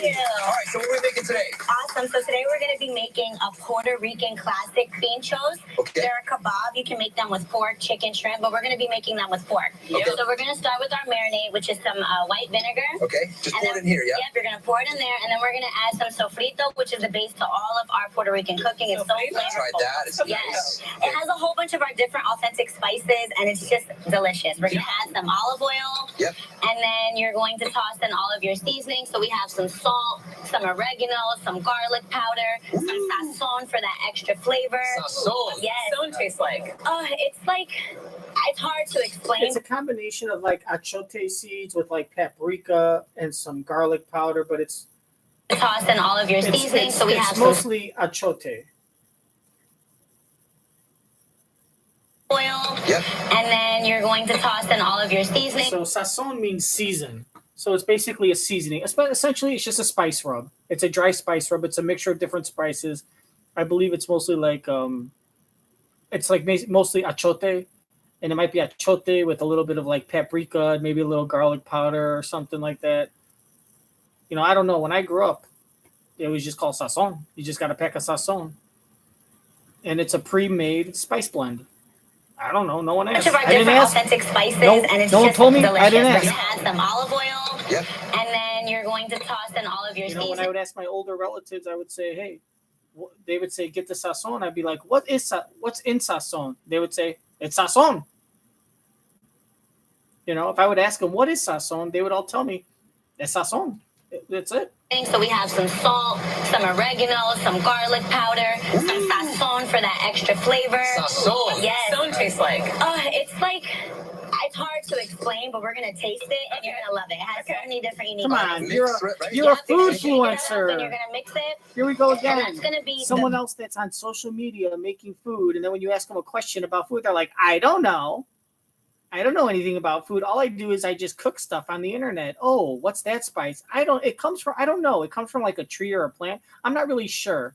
I don't know that. The chicken, oh, well, what's the health benefits of eating that? I don't really know. I just cook it. Yes. What does taste like? It's like, it's hard to explain, but we're going to taste it and you're going to love it. It has so many different unique All right, spices. mix it, right? Yep, you're going to Shake shake it up and you're going to mix it.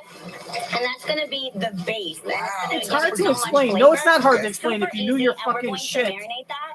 And that's going to sit for a few hours, but overnight is best. Pour it onto this? Yep, we're going to pour it. Okay. And then, How long do you keep it in the fridge for? for me, a few hours. You really want that flavor to soak in. Okay. Yep, and then we're going to add them to a skewer, and this is how they look. Nice. Right? They're beautiful. So we're going to put these on the grill. While we put them on the grill, we're going to work on our delicious sauce. Okay. You ready for the sauce? I'm ready for the sauce. I Okay, think lovely. I'm this going is to put what we these on the start grill. with. Right, so you're going to start with some barbecue sauce, about a cup of your favorite barbecue sauce. You're going Okay. to start with that. Do you have a favorite? I do, but I'm not going to say. Okay. I'm not going to say. The chef can't say all the secrets. No, it's not about that. It's just that the brand that I use has not paid me any money to advertise their product on national television. If they want me to say their name, they could put money in my bank account very easily. It's not a secret. I'm just not getting paid. Favorite barbecue sauce. You're going to Okay. start with that. Do you have a favorite? I do, but I'm not going to say. Okay.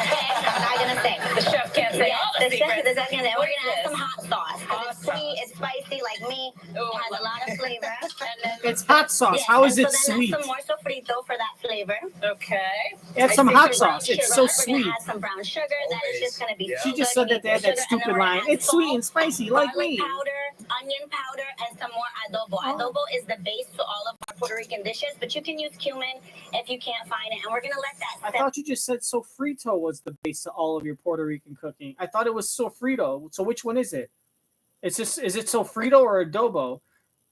Is that why it all tastes the same? You just add sofrito and adobo Onion to powder everything? and some more adobo. Adobo is the base to all of our Puerto Rican dishes, but you can use cumin if you can't find it. And we're gonna let that simmer. It's gonna come to a nice light boil, and then it'll be ready to go. So stir it up and leave it. Yep, stir it up and let it go. Okay. Nice, slow and low. All right, what's next?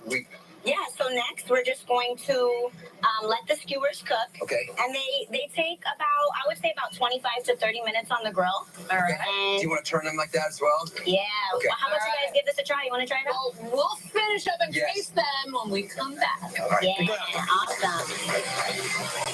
Great. If you would like to know more about anything you see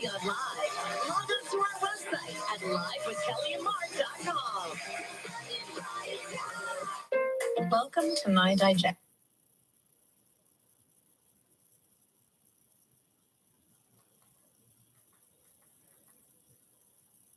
I'm gonna fucking eat your cake on the ocean.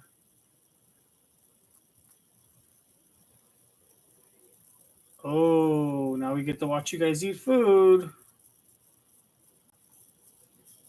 And 0 interest for 1 year. Our BOGO 50 Bonanza ends July 29th.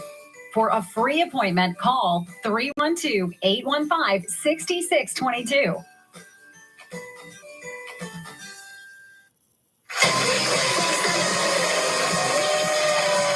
right, we're tasting. Oh my God. So we're gonna take that delicious sauce. The sauce It's is amazing. and you're just gonna put it all over your skewer. This is heaven. Is Thank you it? so much. It's so good. I love it. Wow, this recipe more. Go to our website and check out the Moody Foodie on all social media platforms. We'll be right back. Awesome. Wow, this is. Closed captioning sponsored in part by Put as little or as much as you want.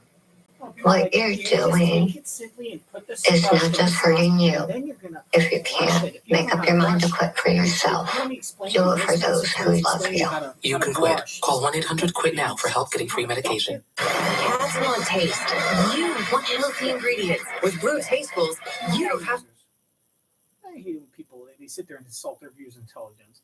And then you're going to sit there and use your knife. What I like to do is hold the knife by the handle and then go in a back and forth motion. Well, no crap.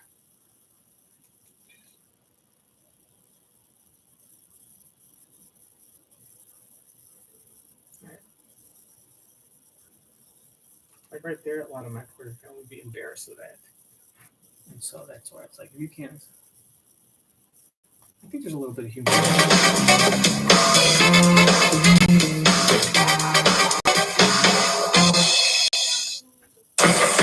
Where should I walk? Right here? You can walk right there. This is your show. Do whatever you want. You walk in. It's live with Kelly and Mark. Daytime's #1 talk show.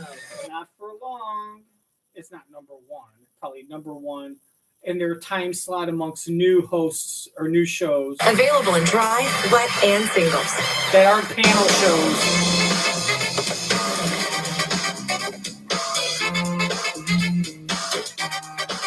Number one amongst daytime talk show hosts with morning talk show hosts You can walk right with there. only This is two your hosts. show. Do whatever you want. You walk in. It's live with Kelly and Mark. Daytime's #1 talk show. Every weekday morning.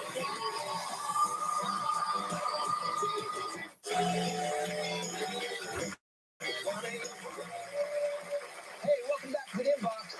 Jared Fontaine from Colorado Springs, Colorado said the quickest and easiest way to reset your circadian rhythm is to go camping. Interesting. Going to sleep and waking up naturally to Earth rhythm will sync yours to it. Yes, I love that. Susan Kennis, Appleton, Wisconsin. I love that Maria was open about her journey with surrogacy. I know 2 women who have been surrogates.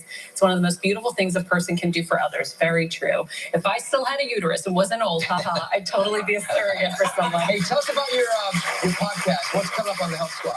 So my show, Heal Squad, is a life improvement show, very health and wellness focused, and I'm a daily show. But next Thursday, I think it's the 27th, I have a very special episode that I'm airing with my surrogate and her husband and my husband. We're talking about our beautiful journey together and what that was like. So if anyone's curious, you can listen to it wherever podcasts are found. The Heal Squad. Yes, please, wherever you get your podcast. Maria, thank you so much. This has been so much fun. And don't forget, on Monday, Stars on Mars, Portia Williams will be here. And we begin Dog Days of Summer Week. Have a great weekend.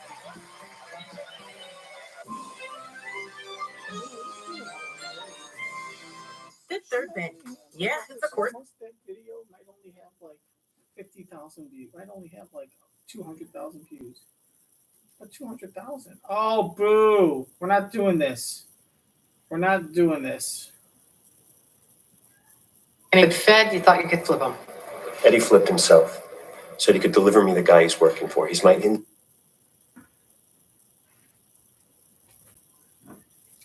All right, you guys. That's it for season 1, episode 70. Let's go places. Live with Kelly and Mark. Watch Judy Sue With on Maria ABC Menounos. 7 I want with to thank Steve. Maria Menounos for wearing a denim dress and taking me back to 1982 when fashion was terrible.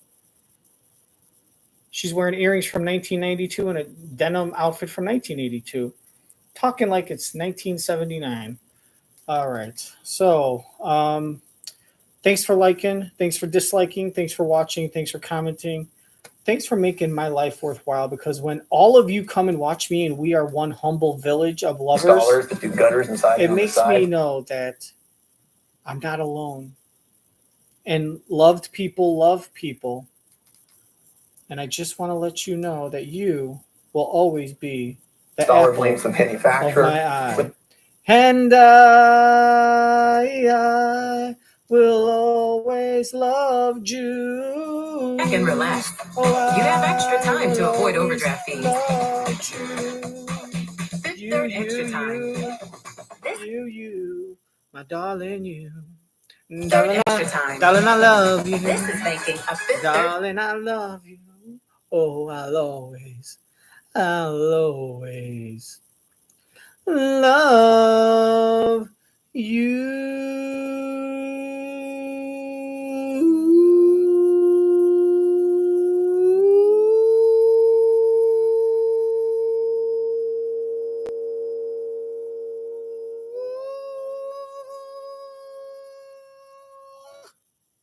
Thank you. Thank you very much. God bless you.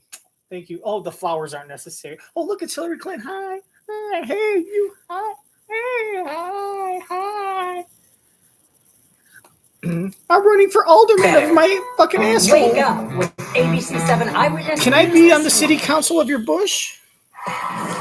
It's Friday, July 21st, and the views start right now. If he's found criminally responsible, will you respect the results? He's not. I don't see how he could be found criminally responsible. That's not the question. What activity did he do? All of the hot topics guess on it'll your come out in mind court. are on the table. I definitely jumped into another relationship so fast. It got my mind away from like stuff. It's a agreement that like going out and flirting a little bit is okay. So great. So now, Kim, you're fucking going on like TV on your show and telling tens of millions of people that dating Pete was a mistake and that you didn't even like him. It's like, look, I didn't even like Pete. I was just like, I just had a lot of stuff on my plate. And I just dated him because he was like around. He asked me out and I said yes. To be honest, if Harvey Weinstein asked me out on a date, I would have said yes. I would have dated a horse if they had asked me out. You know what I mean? I would have I didn't date Pete because he was like cute or charming. I just dated him because I was at the point where I really didn't care and I would have said yes to anyone. Like I would have dated Tracy Morgan if he had asked me out and had his baby. So sorry, Pete. It's nothing. I don't really like you. There's nothing special about you. You just happen to be in the right place at the right time. So now there's two girls that fucking Pete Davidson have pretty much said that the only reason they dated him was because they were fucking depressed and lonely in a bad situation and they were vulnerable. And they just dated him because he was around. Because Ariana Grande just fucking like lost her ex-boyfriend, who I'm sure she was still in love with, and she was depressed and down in the dumps and very vulnerable and lonely. And here comes Pete, and she's like, "Fine, whatever, you'll do." You know what I mean? Like my steakhouse just burnt to the ground, and now I don't have anything to eat. And someone says, "Hey, I found a piece of moldy broccoli in a sewer. You want to eat that? Sure, I'll eat it. Anything." And Kim's saying the same thing. I was just so down in the dumps because I had just gotten divorced and my husband's doing this and the father of my children. And I just so out of it. And I was just so lonely. I just needed a distraction. So I just wanted to date someone to get my mind off it. And Pete was there. You know what I mean? Fucking Jeff Bezos asked me on. I said, sure. You know, Whoopi Goldberg asked me on a date and I said, sure, why not? Like, give me a break. So now Pete is like, now the question is, so now Pete does feel like, well, great. How great of a guy am I? I got two wonderful, attractive, popular girls fucking just say that I'm ugly and I'm not charming. And they just dated me because they were desperate for anything. Now, the question is, did he really find himself in that space at that time? Like the right space, he was in the right space at the right time? Or did he strategically put himself in that space? Like, do you think, because he knew Kim was going through that stuff with Kanye. So he knew her baggage. So he made a conscious choice to ask her out. And I think he also knew that Ariana was going through that shit with Mac Miller and she was sad. So there's something, he didn't just find himself there. He's attracted to harmed women. He's attracted to hurt women. He wants to like pick up the pieces. There's something about girls in that situation that he's either attracted to it or he's not a dummy. He knows. He looks in the mirror and Pete Davidson looks in the mirror and says, look, those girls will never ever fuck me. And those girls would never ever go out with me. Except for like this situation. Like if I'm ever going to get in those girls' pants, this is the time. Like the best, if there's a girl that is out of your league and you know she would never date you and you want a chance to sleep with her or date her, the best time to get her is right when she's coming off of a breakup where she's either A, in revenge mode and she wants to tell her ex-boyfriend, screw you, I hate you, I'll show you, I'll have sex with this ugly skinny ass nerd real quick just to get back at you. And you're going to reap the benefits. Or they say, oh, all I do is date all these bad boys, and now I want to like they don't work, and then they'll try the other side, and they'll go, and then they'll date you, the nice guy. Or all I do is I date these gorgeous men, and they have all these girls and temptations, and you know, and they want to try the opposite, and there you are to pick up the pieces, and they're so vulnerable. So either Pete's like a dog, like a bloodhound. He's sniffing, and he's like, dude, Ariana would like, I think she's so hot, and she would never ever date me. In fact, maybe I asked her out years ago, but she would never go out with me. But she just like her like ex-boyfriend that she's in love with just died. Dude, she will date a paper napkin at this point. So he's going in for the kill, saying it's either now or never. Same thing with Kim. He's like, yo, he shot his shot. He's like, he was able to look at the situation and read the room and say, look, she's going through this stressful breakup. Her famous husband, one of the most famous probably musicians in the world, is doing stupid shit on camera, embarrassing her, embarrassing the family, all the stress of her kids freaking out, all the stress of her worrying about her kids, all the stuff, all that stuff, and not only the breakup and the normal stuff, but all the celebrity stuff attached. And she's going to be in the same fucking building with you, the same floor. Like she's going to be trapped with you for like 7 days straight working on a show. What better chance to fucking give her all the lines? Like he doesn't know what he's missing out on. I know that you're famous, but I see the real you. You know what I mean? You're just Kim. You're just a regular, like, what do you like to do for fun? Like, what did you like to do when you were a kid? And that's, you know, and you start talking about going to amusement parks and just eating snow cones. And you get to relate on like all the things you guys had in common when you were both 10, 12, 14, 16 years old. Don't talk about shit in your 20s because you have nothing in common. But if all you did is you focus on all the shit you did as teenagers and you say, hey, look, we're all regular people, and you compliment her on her beauty and you say that he's an asshole and you just agree with her, guess what? You shoot your shot. A fucking heartbroken, vulnerable woman that's in revenge mode and isn't thinking straight is now basically trapped with you. It's the same reason why Robert Herjavec from Shark Tank got Kim, the dancer from Dancing with the Stars, when he was on Dancing with the Stars. Dude, fucking she is forced to be around no other men except for you for the next 60 days. If she's horny, guess what? It's either you or one of the directors with one of the cameramen, and they don't want to lose their job. Robert's a billionaire. He doesn't give a shit if he gets kicked off of Dancing with the Stars. He's got nothing to lose. Kim was basically forced to be around you for like fucking 100 hours in a week. You know what I mean? She can't leave you. So you could also play the slow game and on Monday and Tuesday meet her and just be nice. And by Wednesday and Thursday, you've built up this rapport and trust. If you met her at a party or a club, you'd probably freak out and Pete would be like, hey. And he'd try to shoot a shot and he'd try to spit, 1 week's worth of conversation into 10 minutes. And he would come across as thirsty, desperate, and unattractive. But he has to think, I don't know where she's going to go. Like, is she going to leave me? She could easily walk away and I might not ever see her again. I got to take my chance now because this might be the only chance I get. Where at Saturday Night Live, he knows on Tuesday, this is not the only chance I'm going to get. I'm going to see her again tomorrow. You know what I mean? I'm going to see her again Thursday. I'm going to see her again Friday. Friday and Saturday, we're going to spend like 20 hours together. I don't got to rush it. And that comes across as a false sense of confidence. Kim looks at that and says, wow, most guys, they try to like get in my pants or most guys try to like come up to me and spit game at me real quick. And he's different. Well, he's different because he knows he's going to see you tomorrow and the next day. If he wasn't on SNL and he ran into you fucking in Central Park walking your fucking pet schnauzer, he's going to be all the other guys. And all the other guys that speak to you real quick and try to rush things, if they knew that you were forced to be around them for a whole week, they'd play the slow game too. but don't fucking call the man fucking like ugly and that he got lucky or that you didn't date him. You only date him because you were lonely, desperate, and confused. You know you like that big ass fucking gum tooth ratio. Anyways, I gotta fucking go. Back to the View. Christopher Nolan. Here come Hot Topics. This is for my girls, everybody's girls. Okay, well, that's it, guys. I hope you enjoyed that last riff on Pete Davidson. Elle, you got a shot? I don't got a shot. I don't got a shot. I don't got a shot. Do you have a shot? Do you have a shot? Right in your face. I'm just joking. This is all comedy and it's just entertainment. All right. Don't take anything seriously. This is all for amusement and entertainment. So it's a television show. I'm doing a documentary and a podcast on the Law and Order series. So we're gonna watch episodes and then talk about it. So this is all art. But hey, 1 hour 40 minutes to 1 hour 44. Oh, the lights just turned off. Anyways, thanks for watching. Thanks for smashing that dislike button. Make sure to dislike all the episodes and don't watch the other ones except for the Andy Cohen one.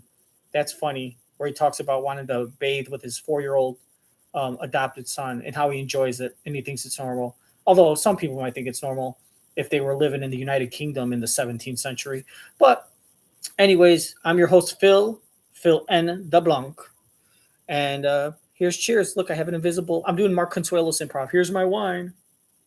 But hey, until next time, take care of yourself and no one else. Just take care of yourself because no one cares about you except for Jesus Christ. If you want to make a donation to my church, just click right here and I'll send you to the governor's office of Texas. And for here, you could get the mayor's office of Waco, Texas. I'm just joking. I love you. Jesus is the reason for the season. Go world. All right. Bye, guys. Fart. Oh, shit. Sorry. Let's try that again. All right. This time I'm actually going to fart. Let me try to just hold on.